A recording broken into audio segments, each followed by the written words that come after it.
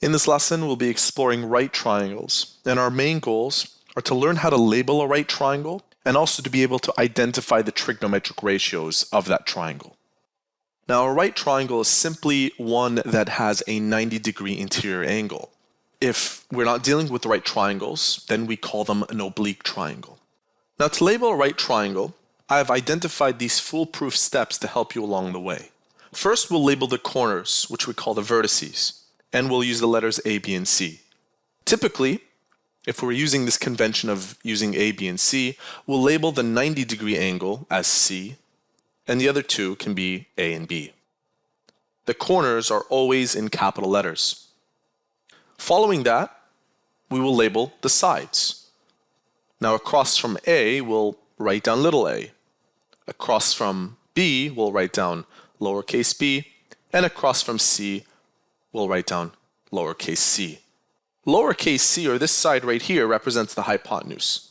The hypotenuse is the longest side of the three sides in a right triangle, and it is always opposite the 90-degree angle. And so this is our hypotenuse. Of the other two sides, B and A, how we label them depends on which of the vertices we choose as our reference angle. So let's pick a corner that is not 90 degrees and call it a reference angle. For instance, I'll call this corner right here my reference angle. Oftentimes, the reference angle in math literature is denoted by the Greek letter theta. So I'll call this my reference angle. Across from the reference angle, in our case, lowercase b, is called the opposite. So this side length, from here to here, is called our opposite side. This side, that is next to theta, is called the adjacent side. So this is the adjacent side, that's the opposite side, and that's the hypotenuse. Now, it's important to note that every right triangle has two potential reference angles. Depending on which of the vertices you choose as your reference angle, the opposite side and the adjacent side will reflect that. For example, had I chosen this as my reference angle, then this would be my opposite, and that would be my adjacent. So just be mindful of that. That being said, let's take a look at question number 1. Label the right triangles below. The reference angle is marked by an arc. So they're using this as the reference angle, and that as the reference angle for this right triangle. We'll begin with A. It is clear that the side that I'm highlighting is the hypotenuse, because it is right across from the 90-degree angle. So I'll call that H. Since this is our reference angle, the one opposite to it is called the opposite, and I'll label that as O. The only side remaining is the one right next to it, which is called the adjacent, and I'll label that with an A. Let's repeat this, but for question B. Again, that is our reference angle. Opposite of the reference angle is this side that I'm highlighting, is the opposite. Opposite the 90-degree angle is the hypotenuse. And adjacent, or next to, the reference angle is our adjacent side length. Now, with right triangles, looks can be deceiving.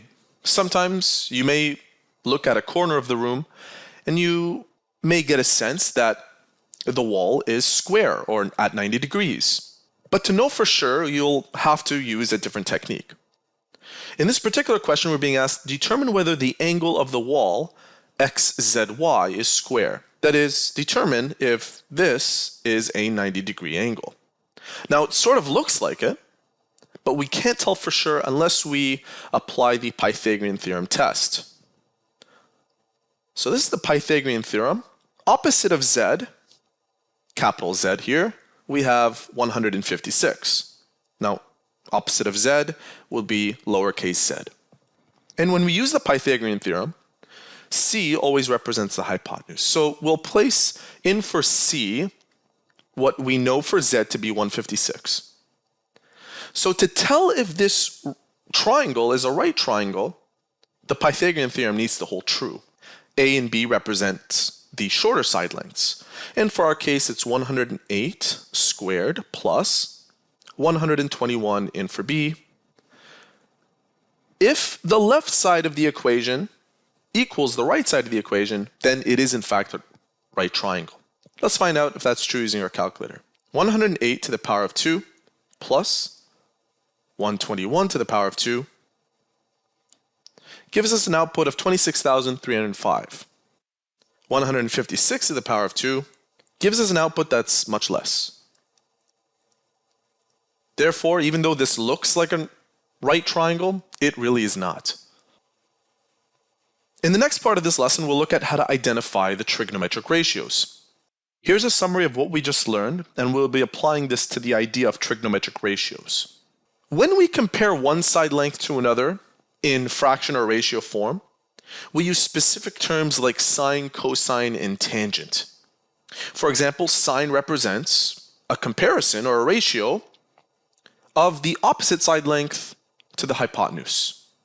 And we denote sine with sin followed by the angle.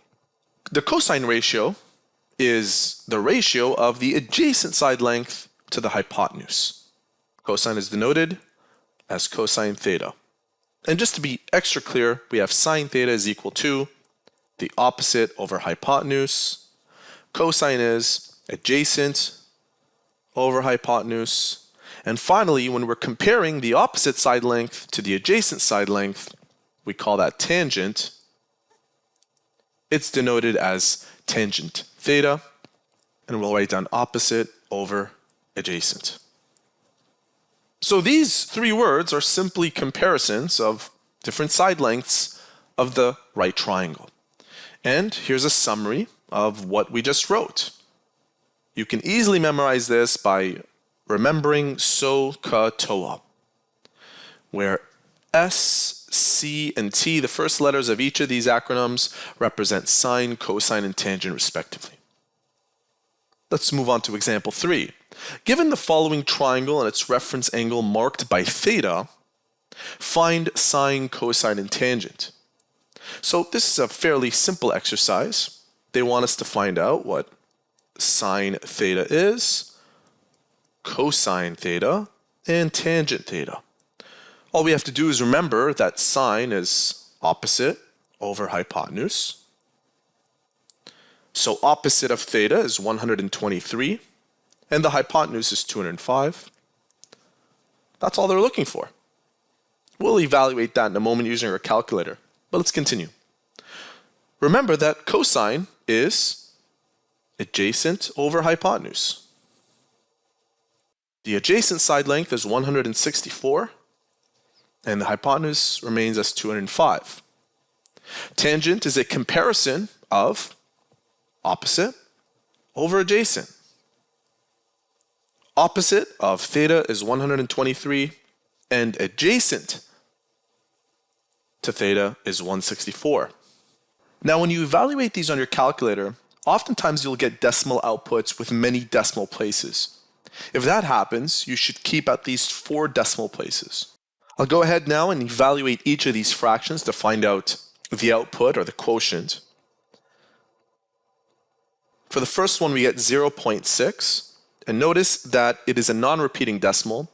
But in case it is, if you have more numbers after the decimal place, make sure to write it to 4 decimal places. In our particular case here, we don't have to do that because it terminates after the first decimal place. 164 divided by 205 gives us an output of 0.8. And finally, 123 divided by 164 gives us an output of 0.75. These right here represent the trigonometric ratios for sine, cosine, and tangent if this is our reference angle. Now, if we were to redo this, but instead with this as our reference angle, things will change. That's the purpose behind question B. So I'll go ahead and make some room right here and redo all of that, but I'll do it relatively fast this time. Opposite of beta is 164 over the hypotenuse is 205. So again, I'm using this as my reference and not theta anymore. Cosine theta Again, that's adjacent over hypotenuse. The adjacent is 123 over the hypotenuse being 205. And for tangent, opposite over adjacent, opposite is 164 and the adjacent is 123. As you can see, sine theta matches the cosine theta of before, so we should end up with 0.8. Cosine theta, the fraction, it matches sine. That's 0.6. And tangent is the reciprocal of what we had here. So 164 divided by 123 gives us 1.3333. Notice that I wrote to 4 decimal places.